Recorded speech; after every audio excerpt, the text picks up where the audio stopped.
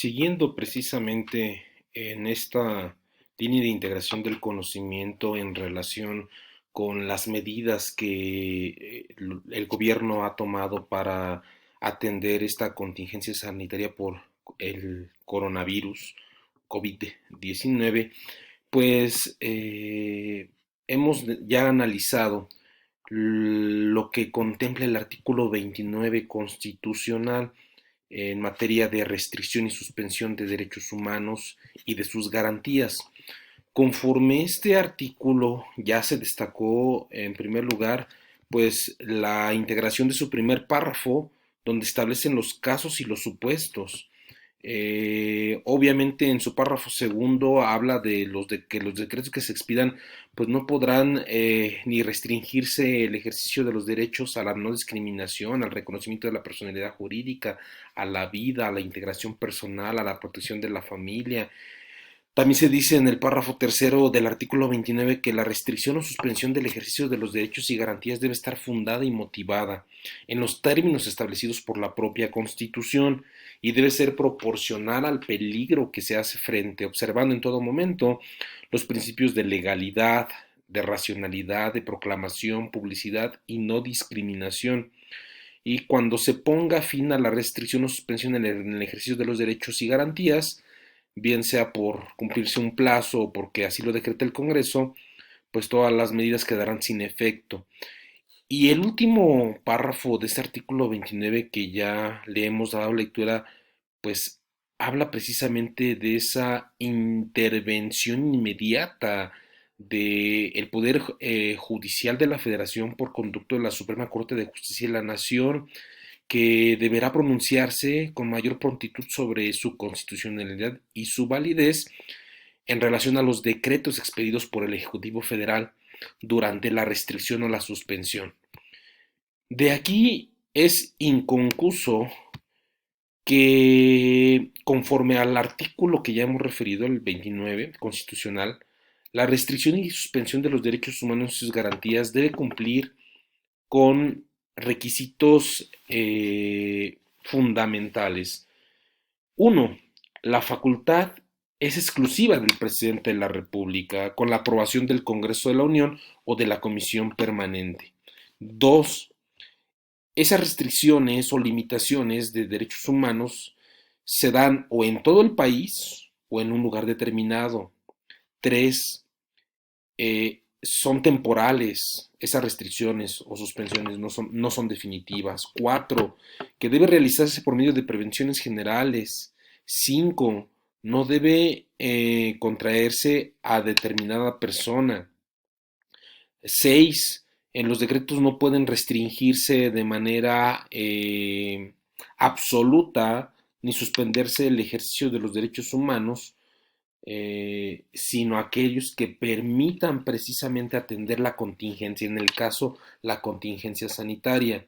Y por supuesto, aquí se advierte que esta restricción o esta suspensión, cuando es decretada por el Ejecutivo Federal, debe intervenir inmediatamente la Suprema Corte de Justicia de la Nación. Ahora bien,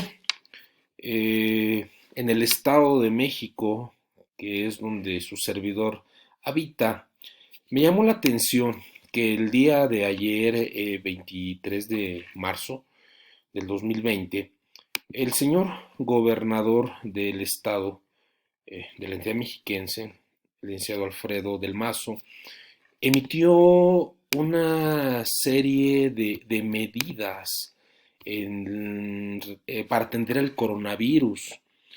Entre ellos, el gobernador Alfredo del Mazo Maza informó en conferencia de prensa que decidió extremar precauciones con la ciudadanía en el contexto de esta pandemia y se decretaron el cierre inmediato de centros de desarrollo infantil, de guarderías, casas del día del adulto mayor, museos, bibliotecas, cines, teatros, tiendas departamentales, parques, zoológicos, salones de fiesta, bares, centros nocturnos, deportivos, gimnasios, centros comerciales. Es decir, esto sin duda impacta y es una razón justa, no estoy en contra de ello, me parece muy acertada la decisión del gobierno estatal mexiquense, cosa que no se ha visto por parte del gobierno federal. Sin embargo, habría que preguntarse si esta limitación a la esfera de derechos humanos de las y los mexiquenses fue emitida en un contexto constitucional, quizás en un contexto incluso también convencional, pero a la luz de la contradicción de tesis 293-2011, sin duda debe ajustarse a la esfera de la Constitución.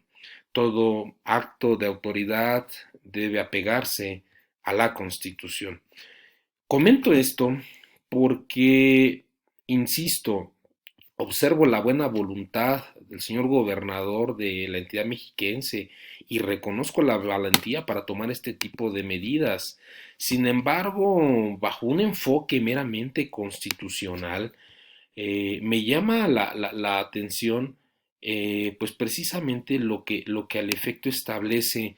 la Constitución mexiquense, la Constitución política del Estado Libre y Soberano de México,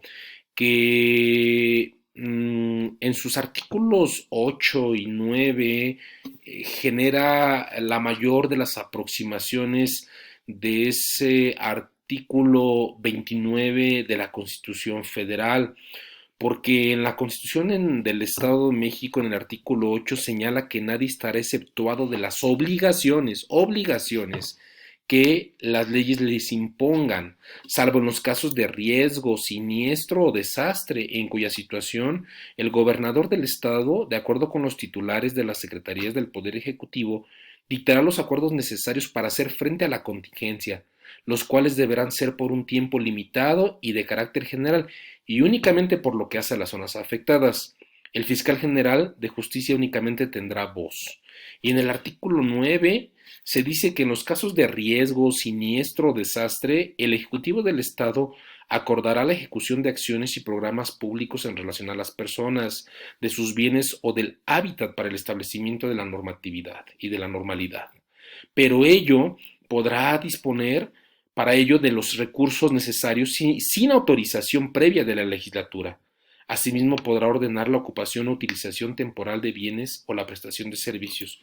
Y dice la Constitución estatal en el párrafo segundo del artículo 9, una vez tomadas las primeras medidas para atender las causas mencionadas, el Ejecutivo del Estado dará cuenta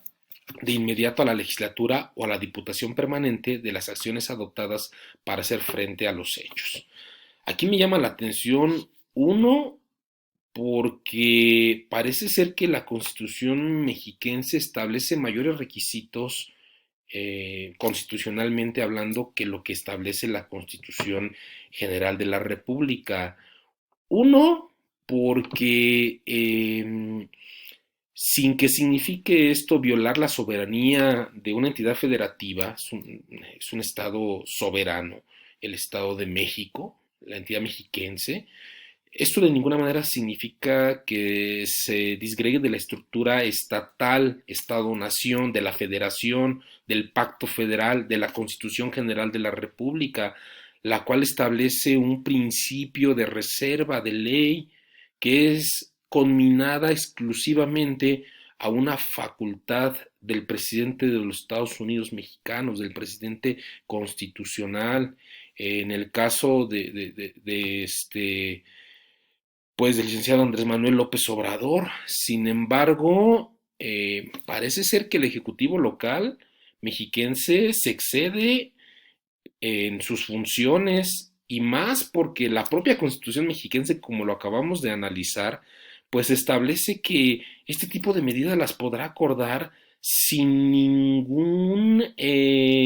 autorización por parte de la legislatura local.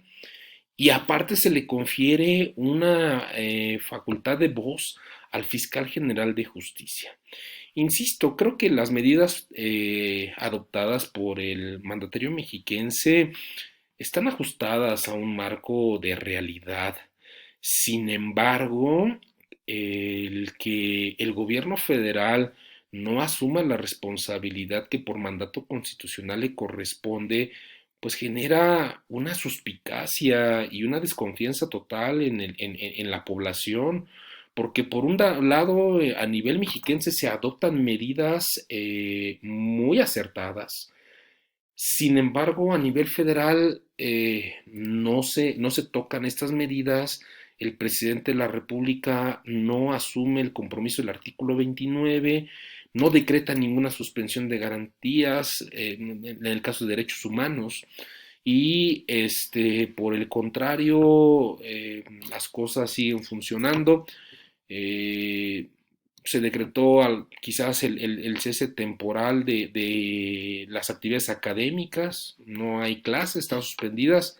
pero habría que preguntar si en realidad hay un cese y un cierre total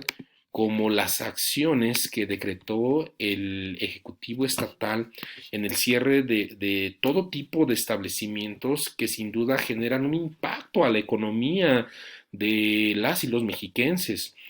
eh, por una causa, por supuesto, de fuerza mayor totalmente aceptable.